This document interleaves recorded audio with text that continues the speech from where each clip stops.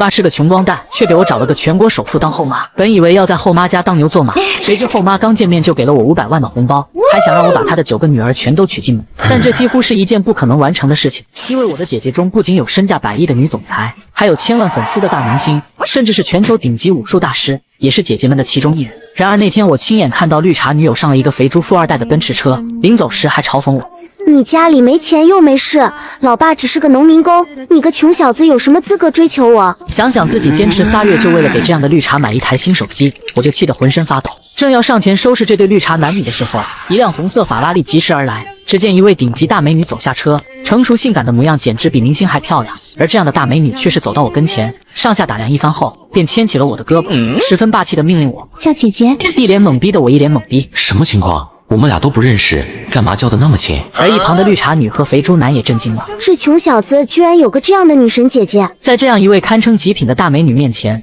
同为女人的绿茶女自惭形秽。现在她感觉自己就像一条路边的老母猪，容貌、身材、气质全方面被吊打，正要钻进肥猪男的怀抱找点安慰，谁知却被他一脚踹下了车。因为现在肥猪男找到了新的目标，他像条哈巴狗一样屁颠屁颠过去想找姐姐搭讪，结果却听啪啪2声，猪脸都被打肿了。姐姐一脸嫌弃的丢掉手套，打你这种猪头真是脏了我的手。你敢打老子？你知道我老爸是谁吗？柳氏集团的保安大队长，信不信一指头就能碾死你？可姐姐不仅没有害怕，反而满脸的讥讽。柳氏集团保安大队长是吧？信不信我一个电话就让他滚蛋？随即拿起手机吩咐了几句，便看都不看那2个烂人一眼，拉着我坐上法拉利。走吧，弟弟，大家都在等你呢。自我介绍一下，我叫柳如烟，柳氏集团就是我们家的企业。本想上前耍横的肥猪男听到这话瞬间慌了，下一秒他就接到了父亲的电话。小兔崽子，你到底惹了什么祸？居然得罪了柳家4小姐，搞得我都被开除了。一瞬间，肥猪男的表情面如死灰，绿茶女想上前撒娇，也被他一个大笔都抽在脸上。看着这对互撕的绿茶男女，我很爽的同时也很好奇，柳氏集团的大小姐怎么和我成了一家人？姐姐无奈的笑了笑，让我回家自己看就知道。很快，车子来到了魔都最豪华的别墅区，在这里我居然遇见了在工地搬砖的老爸。此刻的他一身高档西服，坐在沙发上，要不是那张黑黢黢的脸，我差点认不出来。而在老爸身边，还坐着一位雍容华贵的美妇人。见我过来，二人立刻起身，热情地迎了过来。给你介绍一下，这位是你柳阿姨，你应该知道，她是柳氏集团的董事长。我难以置信地望向老爸，老爸，你一个民工居然傍上了超级富婆。让我震惊的是，二人居然还打算结婚，喊我过来就是为了征求我的意见。此时的我当场无语了。老爸，你开挂了吧？小说都不敢这么写。我和你柳阿姨2人其实是彼此的初恋，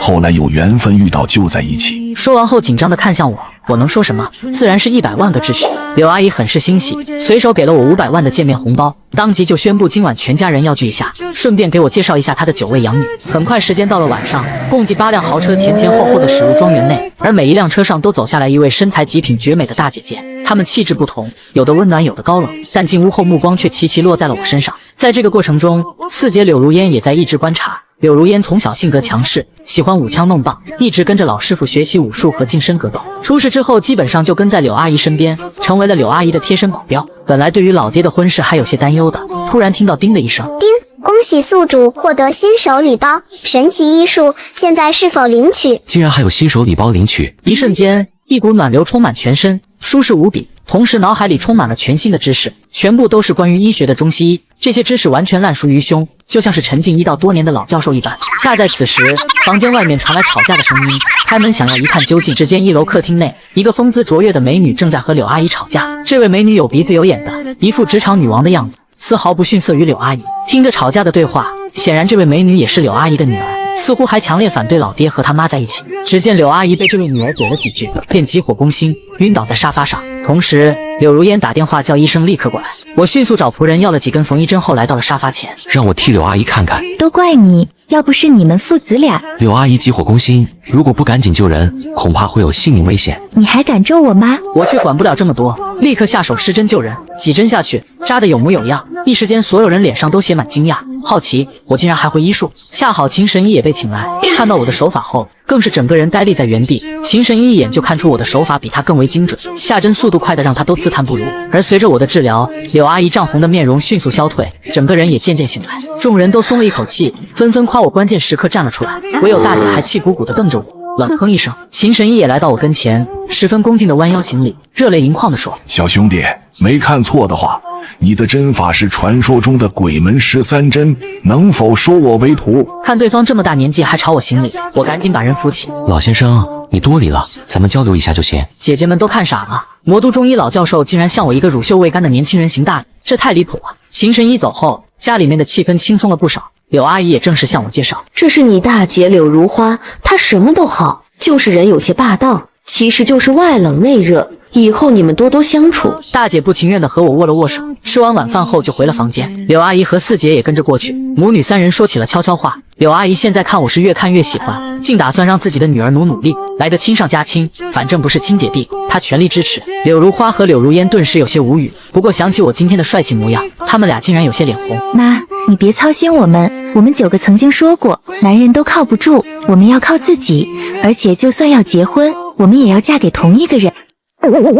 天，萧凡起床，从2楼的阳台上就看到柳如烟在练拳。没想到四姐这么早就起来练拳啊！丁，恭喜宿主获得神级武术，现在是否领取？领取。顿时一股暖流遍布全身，身上的小肚腩竟然变成了8块腹肌。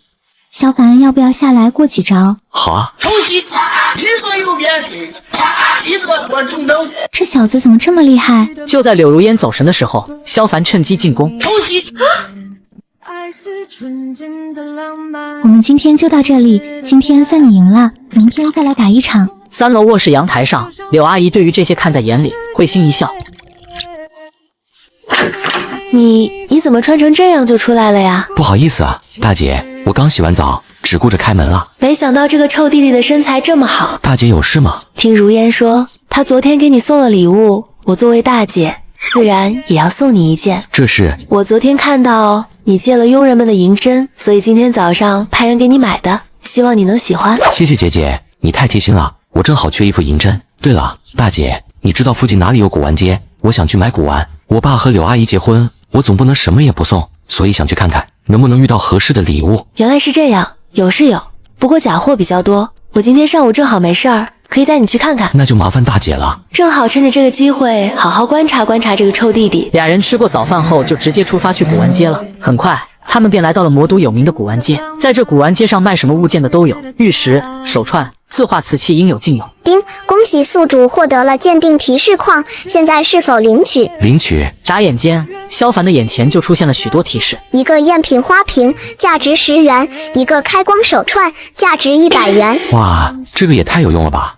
萧凡是不是没有看上眼的？我就说这个地方太多假东西了。还好吧，我们去那边摊位再看看。萧凡向着旁边一个摊位走去，最终停在了一幅画前。这是一件宋代画的伪作，价值500元，但是那里夹层却有真迹，价值难以估量。小伙子喜欢吗？喜欢1000元拿走，也让哥哥今天开开张。这个价格有点贵，一看就是一幅仿品。这画500元卖不卖？500太少了，最少也要900。萧凡听到这个价格，直接拉着大姐走开。1、2、3，等等，小伙子，我看这画跟你有缘，500，你拿走吧。我操，价格说高了。萧凡，这个画真的很一般呀，卖我50我都嫌贵。大姐，这画肯定不差，我再去选2样东西。接下来，萧凡又买了一堆玉质手镯，一枚玉扳指。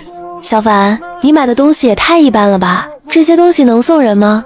嘿嘿，这可不一定。难道这些普通的物件还是什么好东西不成？不行，我们来打赌。大姐，你有认识鉴定古玩的专家吗？有，怎么了？我想让人帮忙看看我选的宝贝。好，那就让你死心。这街上有家店，我刚好认识。很快，大姐带着萧凡来到了一家名叫玉仙阁的店铺。刘大小姐，您怎么来了？郭老，今天是想让您给长长眼。这是我弟弟萧凡，他今天刚买了3件东西。好说好说。怎么了，郭老？不要着急，等我擦拭看看。郭老，这手镯跟活了过来一样。恭喜大小姐，这对手镯，如果老朽没有看错的话，应该是宋代的能工巧匠所造，看起来应该是皇室用品。这里有个小字刻章，宋代的玉镯本来就少，这对手镯又如此的完整，这价值保守估计在3000万左右。真的吗？郭老，这个便宜弟弟运气也太好了吧？如果我没有看错的话，这枚玉扳指应该是乾隆皇帝的遗物。什么？乾隆皇帝的遗物？郭老，您没有看走眼吧？错不了，这枚玉扳指的价格绝对在1亿以上，只多不少。这小子的运气简直逆天。不过这最后一幅画是伪作，不值几个钱，最多也就是500块吧。郭老，这里有没有拆画用的工具？工具？是的，我想把这幅画给拆开。那里应该还有夹层，不知道您注意到没有？还有夹层？快来人，给我拿拆画工具来！郭老，这个画很厉害吗？那是自然。大小姐，您是不知道，这幅画当年据说在战乱中被烧毁，都说博物馆里面放的其实都是假货。没想到今天能够再次见到这样一幅画，这画乃是真迹，绝对错不了，而且很难估算其价值，就是要估价起码也要5亿以上。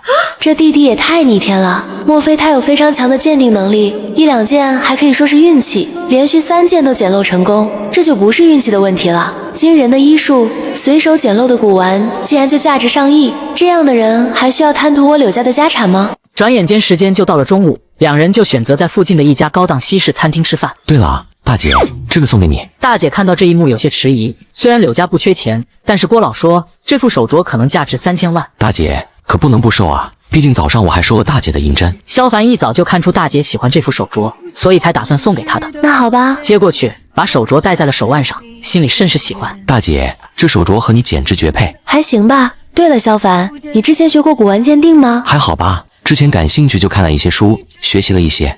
原来是自学的，没想到你鉴定的本事这么厉害。后天我们有场赌石交易，我可以带你去看看。好啊。一顿饭下来，把萧凡和大姐的关系拉得非常近。而就在两人要起身离开的时候，一个男子走了过来。刘总，真没想到在这里能见到你。怎么是你？哟，这是哪家的小白脸？刘总不是说过从不和男子单独吃饭吗？楚亮，我都说过多少遍了，我不喜欢你。所以你就找了一个小白脸。萧凡，别管他，我们走。哎，不要这么快走嘛。你想干什么？我们来玩个游戏，如果这个小白脸打得过我的手下，我就放过你们。小子，有种你不要走。怎么？你还有什么招数？你有种留下姓名，他日我定当登门找回场子。这下麻烦了，这就是一个疯子。我倒是无所谓，主要是柳家家大业大，要是经常有小人从中使坏，背地里出阴招，那就太烦人了。丁，恭喜宿主获得小弟卡，只要宿主选择绑定对象，该对象便会成为宿主小弟，对宿主言听计从，请宿主选择小弟卡绑定对象。选择小弟卡绑定楚亮。大哥，对不起，是我刚才有眼不识泰山，您大人有大量，放过小弟吧，小弟愿意为大哥做牛做马。我叫萧凡，她是我大姐，以后不准再去打扰我姐，而且不准做对柳家不利的事情，听到没有？是大哥，以后我楚亮全凭大哥差。坐进车里，大姐到现在还有点懵逼，这楚亮脑子坏了吧？萧凡，姐今天谢谢你。客气了，你是我姐，看到别人欺负你，我怎么能忍气吞声？萧凡这么一说，大姐很是感动，看向萧凡的目光愈发温柔。想想一开始对萧凡的恶劣态度，大姐不禁有些羞愧。她心想以后需要好好对待萧凡。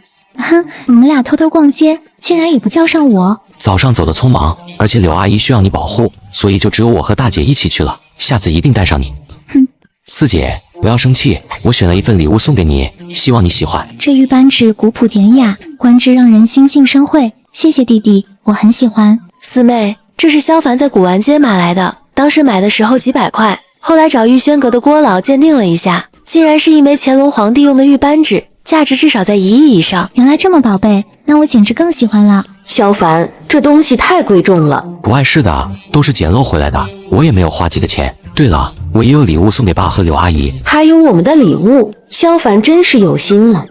这画古朴大气，画工精湛，一派富贵祥和之意，我很喜欢。妈，这幅画是南唐画家徐熙的真迹，名叫《玉堂富贵图》，据郭老说，价值难以估量，至少几个亿以上。什么？价值这么高？柳阿姨不用放在心上，就是一张画而已，我捡漏买的，也就是700块钱。这是我儿子吗？我儿子这么厉害吗？我怎么不知道？一家人收到了礼物，自然十分高兴。姐，你的礼物是什么？大姐伸出双手，展示了手上的玉手镯。哇，姐，你这手镯好像更好看耶。还好吧，也是萧凡用几百块捡漏的，不过价值3000万以上。听着大姐的话，大家经过连番震惊后，内心也不再有太大波澜。总之，萧凡这小子简直太神了。就在这时，别墅有人敲门，来人正是隔壁邻居秦老中医，而在他身后还跟着一个女孩子。师傅你好，我们又见面了。我说过，今天要来向你请教医术的。秦老，你还是不要叫我师傅了，这是折杀我呀，那怎么能成？学医无先后，达者为师。这位是我的孙女秦若冰，听说师傅会悬疑神针，所以他也希望见识见识。你好，你好。双方伸手轻轻一握，秦若冰小心脏砰砰直跳。难道这就是一见钟情的感觉吗？晚上睡觉前，大姐和四姐又来到了母亲的房间。老大、老四，你们有没有注意到秦老爷子的孙女秦若冰今天打扮得好漂亮？那个女孩是挺漂亮的，一般般吧。怎么了吗？你说秦老爷子把孙女带来见萧凡是什么意思？这个我们怎么知道？你不觉得那秦家丫头看上萧凡了吗？妈，那不是挺好的吗？你傻呀！像萧凡这样的好男孩子，将来肯定不会缺少女朋友的。你们不管是谁，都可要把握住机会。妈，我还不想谈恋爱，还是以事业为重。大姐不想，我也不想。我们做女人的，终归是要嫁人的。再说萧凡又这么优秀，我可不想看到他被别的女孩子拐跑了。大姐想想萧凡这2天来的作为和他那帅气的模样，竟然不自觉的有些脸红。而四姐想到今天早上一诺抱着自己在怀里的感觉，也是有点身体发烫。几日后，老妈就和老爹坐上了去国外的飞机，开始了他们旅行全球的计划。为了保护老妈，四姐也是一路跟着。而他们都走了之后，别墅里就剩下了我和大姐。萧凡，今天有场玉石交易，要不要一起去？好啊。萧凡和大姐前往了会场。就在2人进入赌市会场的时候，就听到周围众人的指指点点。对了，你们知道吗？刘首富好像喜欢上了一个农民工。不会吧？女首富怎么可能看上农民工？你还别不信，看柳阿姨身边的小子，据说就是那个农民工的儿子。难怪，原来是老子傍上了富婆，儿子也跟着沾光。这个小白脸的长相还真是天生吃软饭的料。听到这些议论的声音，大姐不禁皱起了眉头。萧凡，不行，你先回去。没关系，一群小丑罢了。就在这时，迎面走来了一个男子。刘总，苏总，别来无恙。这位是？这位是我弟弟萧凡。原来就是那个小白脸啊。苏总，我希望你说话客气点，这是我弟，惹了我弟我会不高兴的。今天我就卖给萧总一个面子。大姐，这位是？他呀，就是魔都苏家的2少爷苏阔海。他平常没有什么本事，就是喜欢女人和赌博。恐怕他也想追大姐吧？就你贫嘴，开起姐姐的玩笑了。姐，我错了。疼，你松手好吗？你先自己逛逛，我去那边打个招呼。好的，大姐。就在萧凡慢悠悠闲逛的时候，刚刚那位苏总就凑到了萧凡的身边。兄弟，有没有看上的石头？要不要哥哥给你推荐推荐？啊，你有看上的好石头？嘿嘿，那是自然。你看前面那块石头，色泽光亮，一看就是一块好石头。丁，一枚破石头，价值20元。这个苏阔海还真是有意思，这是要坑我呢。的确不错，不行就买下吧，兄弟。你怎么不买？哥哥这不是缺钱吗？而且老弟看着就是一脸福相。这块石头我没有兴趣，是赔了。萧凡甩开苏阔海，自顾自逛了起来。妈的，这个小子竟然不上当！丁，一枚含有极品帝王绿的宝石，价值1亿。极品帝王绿，就你了，老板，这石头我要了。先生，你要在这里现场解释吗？是的，麻烦了。不会吧，出绿了？这是帝王绿，这块石头的标价好像才2000元吧？这下赚大发了。大姐听到会场的骚动，也往萧凡这边走了。萧凡，你买的石头？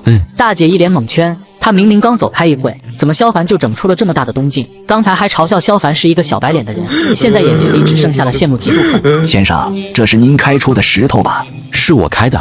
你是？在下福玉贸易公司经理王天福，不知道这块极品帝王玉可否割爱？这个你还是问我大姐吧，我对这些事情一窍不通。大姐听到萧凡的话，心里十分高兴，因为柳氏集团也做珠宝生意，她现在正发愁没有好的玉石料子，有了这块帝王绿，至少可以解决缺少玉料的问题。对不起，王老板，我们柳氏集团正好也需要这块玉料，所以我们不打算售卖。刘总，我愿意出高于市场价格的2成收购，你看？王总，这块帝王绿您给再高的价格，我们也不卖。那好吧，刘总，如果这位小兄弟愿意出售，可以随时来找我。眼看人多嘴杂，大姐让自己的员工接手那块玉石，然后拉着萧凡到了旁边的休息室。行啊，萧凡，我走开一会儿，你就整出这么大的动静。运气而已，刚好看到，所以就下手买了。萧凡，谢谢你刚才没有直接答应王老板，而是首先询问我的意见。客气了，姐，我们是一家人，我自然首先想到的是你的意见。说得好，我爱听。至于这块帝王绿，我也不会让你吃亏。柳氏集团会以市场价的2倍来从你手中收购。走吧，弟弟，玉石交易的第2场应该快开始了。大姐拉着萧凡离开了休息室，两人找了一个靠前的位置坐下。各位，这块石头已经出绿了，看品相大概率还是帝王绿，所以这块石头的起拍价格是100万，现在可以开拍。随着主持人的话讲完，顿时不断有人加价。小凡，这块石头应该不错吧？大姐，这个石头不怎么样，千万不要买。1亿2000万一次，1亿2000万2次1亿3000万。这臭小子什么情况？不是说这石头不怎么样吗？难道是故意的？1亿4000万1亿5000万，2亿。苏兄魄力不小，恭喜苏兄获得宝石。呵呵，兄弟客气了。主持人现在就给我揭开。我操，这怎么可能？2亿就买了一块破石头？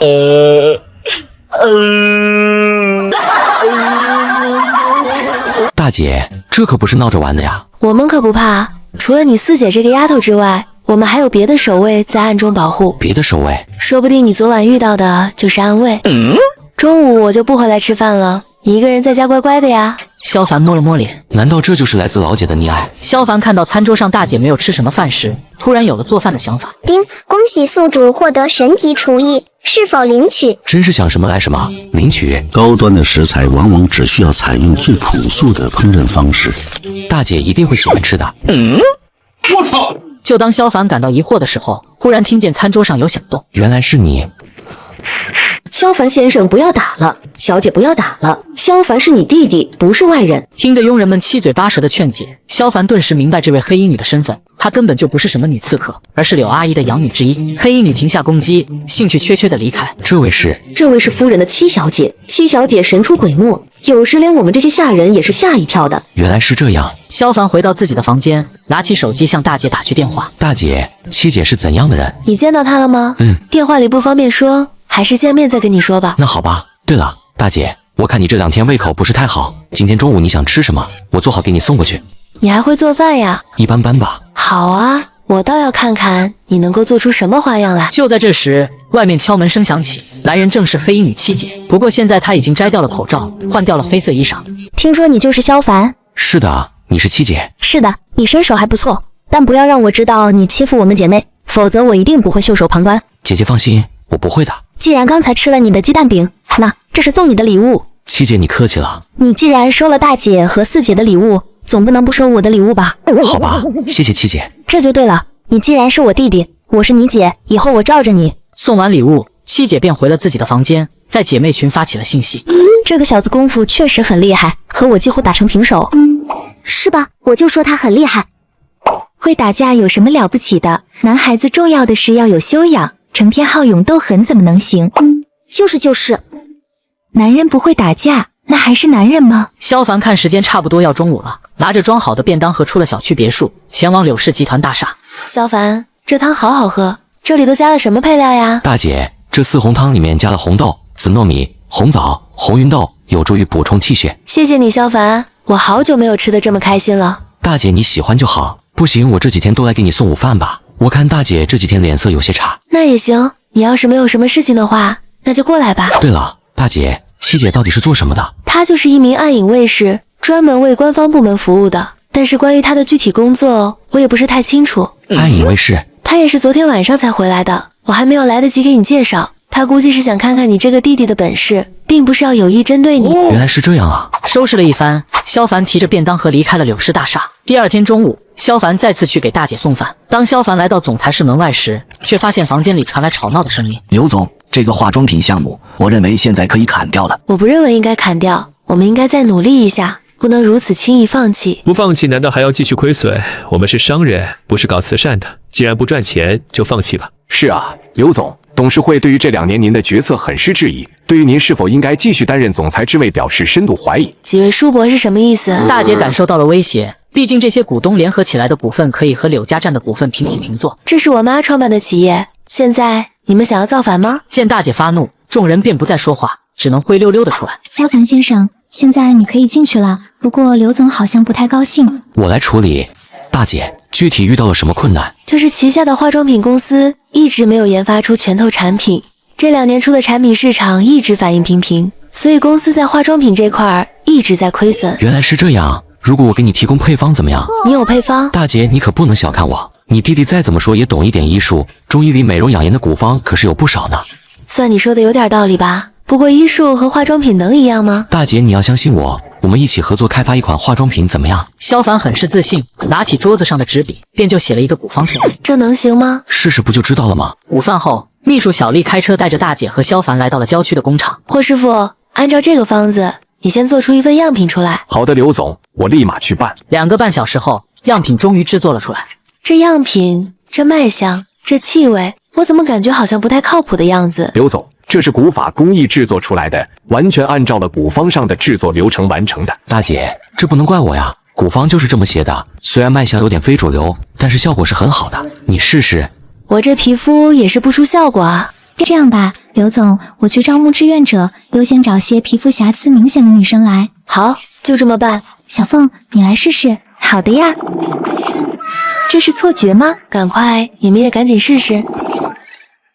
刘总真是慧眼独具，这款产品绝对会大卖的。什么大卖？我看这款产品绝对能占领国际市场。小凡，姐姐爱死你了。你说这个面霜应该叫什么名字？姐，不行就叫如烟吧。好，就听你的，新产品的品牌就叫如烟。小凡，你说你帮了我这么大的忙，我应该怎么感谢你？这个，你是我姐，说谢谢就太见外了。那可不行，既然这个方子是你提供的，是你的劳动成果，那我就要付出相应的报酬。我知道你不在意，但是你知道吗，萧凡，这张方子对我是有多么的重要。这几年柳氏集团看似稳固，实则内忧外患，集团急需开拓其他项目市场。然而在化妆品项目上投入了2年半的时间都没有大的进展，甚至是一直在亏损，没有见到任何盈利。而你这张配方的出现，解了我的燃眉之急，甚至让我看到了柳氏集团更进一步的可能。所以如烟这个品牌，我决定由你持股50%，而我持股另一半。姐，这不合适吧？我又不懂经营。那不行，必须分你一半，要不然我可不答应。大姐抱着萧凡的胳膊，语气像是生气，又像是撒娇。萧凡只能答应下来。接下来几天，大姐都不怎么回别墅，甚至是吃住都在办公室。这天，萧凡正在别墅内玩手机，七姐走了出来。萧凡，一会儿陪姐出去，我们去机场接一个人。接人？接谁？这个你就不用管了。总之，你陪我去就是了。很快，两人便开车直奔魔都机场。在 VIP 接机口，一个年轻女人走了出来。妹妹，这边。七姐。这个女人看到七姐，便快步走了过来。这位就是萧凡弟弟吧？你是？我是你八姐。八姐，这些姐姐们一个比一个漂亮，我还真是掉进了美女窝里。记住了，以后要叫我姐姐。八姐跟着七姐和萧凡回到了别墅。刚到别墅门口，八姐拉着萧凡去了地下车库。萧凡，初次见面，希望你能喜欢这份礼物。这些姐姐们怎么一见面就送礼呢？听说还没有人送你车，正好我经常在外地跑，之前买的兰博基牛也几乎没有开过，所以就想着送给你了。谢谢姐姐。就在这时，连续加班多日的大姐回来了。八妹，这次真是麻烦你了。哪里的话，既然你们研发了新的化妆品，我回来帮自家公司代言，这是应该的。可是八妹，这样会不会和你在的天娱公司的合同起冲突？毕竟这次邀请没有通过你们公司。这个不碍事的，我先斩后奏，之后给助理说一下就行。你不会又是偷偷跑出来的吧？差不多吧。对了，你说你们公司开发的新产品非常的出色，不知道我能不能提前试用一下？当然可以啦。哇，这款面霜简直太厉害了，怎么可能这么神奇？姐，这个代言不许交给别人，一定要让我来。好，给你。对了，这款化妆品是你们公司开发的吗？怎么，我们公司就开发不出来吗？不是，之前你们开发的太过一般了，但是这次怎么会这么好？你猜这是谁开发的配方？我的好姐姐，就别卖关子了。其实这都是萧凡的功劳，是萧凡写出的中药材配方。什么？萧凡弟弟这么厉害吗？运气而已，应该送个什么礼物给八姐呢？丁，恭喜宿主获得神级音乐天赋，现在是否领取？领取。现在八姐已经隐隐有音乐小天后的称号，如果再加上几首好的歌曲，说不定可以更进一步稳定乐坛地位。就给八姐写一首歌吧。萧凡和八姐来到餐厅，两人边吃边聊，倒显得十分惬意。此时，八姐的电话响起，中间不知道讲了些什么事情。挂了电话之后，八姐闷闷不乐：“姐，你没事吧？”“我没事，就是事业上的事情。”其实刚刚给他打电话的是他的经纪人，经纪人抱怨八姐偷偷跑到魔都，还有刚刚发行的歌曲专辑销量遇冷。萧凡看到八姐闷闷不乐，便想起昨晚写的歌。姐，你看看这首歌怎么样？你还会写歌呢？八姐接过去，不由好奇地看了起来。她一开始并没有过多在意，只是她越看越兴奋，甚至最后自己哼唱起来。这真是你写的？怎么样？非常出众，有可能成为经典。看到你刚才说事业上的麻烦，我希望这首歌可以帮到你。这首歌的潜力很大，你真的要把这首歌送给我吗？当然是送给你的，我昨天晚上就写好了，只是没有合适的时机送你。这是你昨晚写的？是啊，姐，你要是不信的话，那我再给你弹首钢琴曲吧。你还会弹钢琴？我会一点点。萧凡说着话，便起身走向餐厅中央的钢琴。既然要装，那就装全套的吧。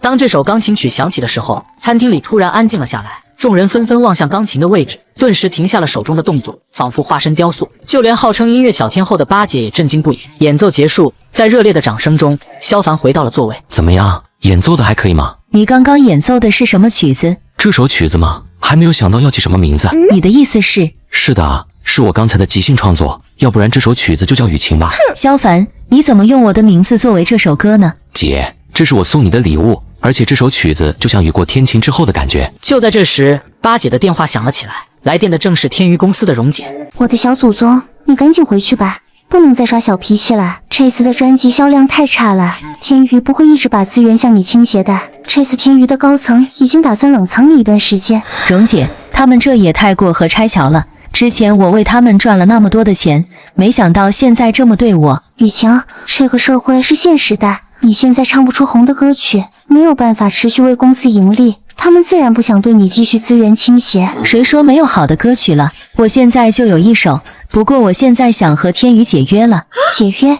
雨晴，你可想好了？你跟天娱的合同还有2年半的时间才到期，这个时候解约，恐怕要支付几亿违约金。这个我不怕，我想创办自己的娱乐公司。雨晴，你可不能耍小性子啊！蓉姐，你不用说了，我现在就要解约，离开天娱。魔都天娱娱乐公司总部内，刘雨晴这个臭婊子竟然要毁约。靳总，你消消气，这个丫头这几年也在走下坡路了，她要解约，你便按着最高价狠狠敲诈她一笔就行。再说了，你不是还有我吗？说话的这个女人正是天娱的2线明星，靠着出卖自己上位，明里暗里一直和刘雨晴较劲。难道就这么放她走？岂不是太便宜他吗？你不就是想着床上的那点事吗？如果靳总想要得到刘雨晴，我倒是有个主意，不过事成之后你要答应我几件事。你有什么主意？说来听听。咱们可以这样。好了，让我们来干点正事吧。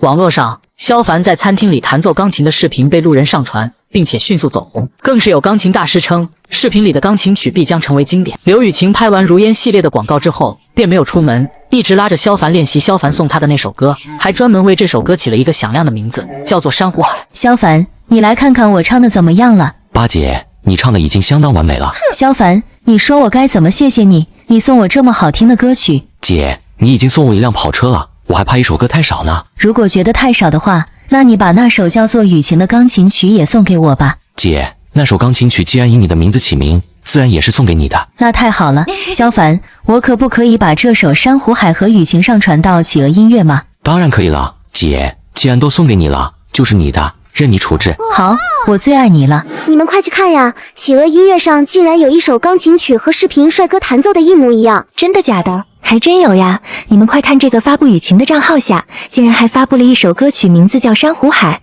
而作词和作曲都是萧凡，演唱者居然是刘雨晴。天呐，这是什么情况？刘雨晴出新歌吗？因为刚刚上传，所以有15天的免费期，因此下载量一度爆表。几天后，珊瑚海便爬升到歌曲榜第20名。按照现在的涨势，应该很快就可以冲进前10。谢谢你，萧凡。客气了，姐，都是你唱的好。就在这时，蓉姐来到八姐身边。雨晴，靳总终于松口了，他同意你和天娱解约了。真的吗？那太好了。不过靳总有个条件。什么条件？靳总希望解约前能和你亲自见一面。见面，这人恐怕没有安好心吧？这个我就不知道了。明天我姐的化妆品发布会结束，我就去京城会一会她。好，到时候我陪你去。第2天，大姐面霜一经发售，便遭到疯抢，1天内就卖出了几万盒。望着今天汇总过来的销量，大姐心情大好。晚上，大姐的卧室内，刘雨晴和大姐并排躺在床上，姐妹俩说起了悄悄话。八妹，你说萧凡这人怎么样？要相貌有相貌，要才华有才华，怎么了？姐，您是不是心动了？你才心动了呢！听说他给你写了一首歌，还有一首以你名字命名的钢琴曲。你是怎么知道的？你们在网上都快被传成情侣了。什么吗？都是娱乐小报瞎传的。姐，你可不能信。你这个小妮子，狡辩了是不是？才没有呢。有也没有关系。你还记得我们之前的约定吗？什么约定？如果我们9个姐妹要嫁人，一定会嫁给同一人。姐，好好的，那你怎么会提这件事？春天也没到呢。好你个小妮子，是不是找打呢？两大绝世美女又在床上打闹了一番。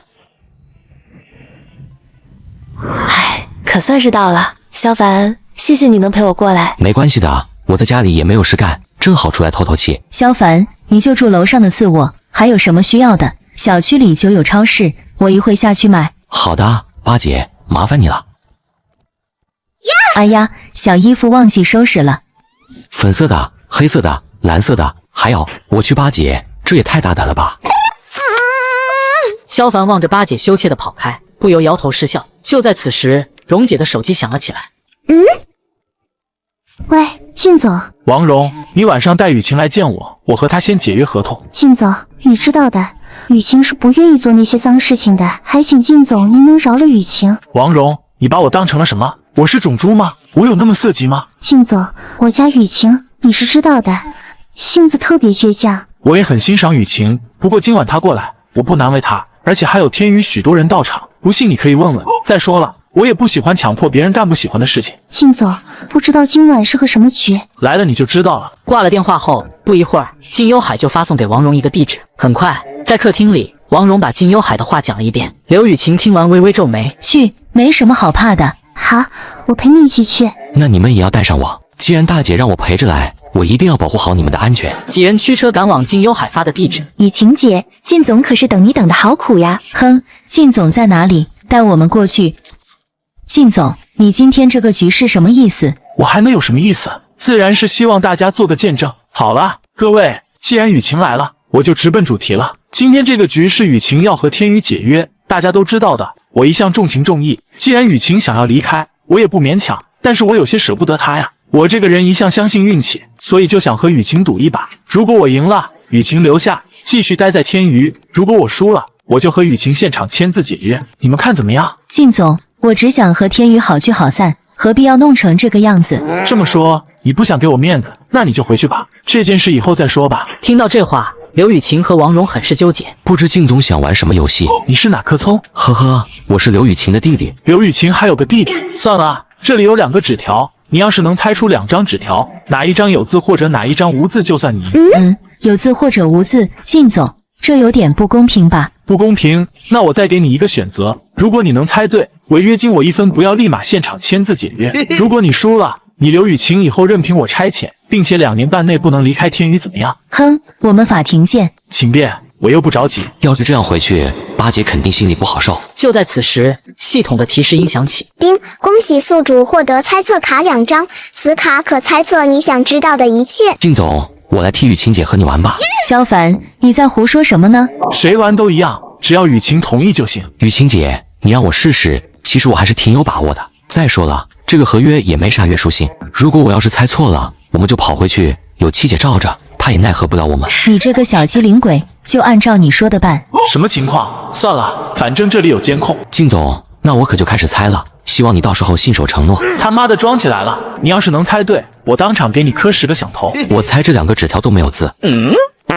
看靳总这反应，想必是我猜对了。这时王蓉走过去拆开纸条，2个里面都没有字。靳总怎么说？什么怎么说？说什么了？哼，姓靳的，你这是要耍赖吗？耍什么赖？你们听到我刚刚说什么了吗？没有，我们什么都没听到。这下难办了，这家伙跟我想到一块去了，这下要怎么办？叮，恭喜宿主获得信守承诺卡，此卡可使绑定的人行使他最近的2次承诺。绑定靳幽海。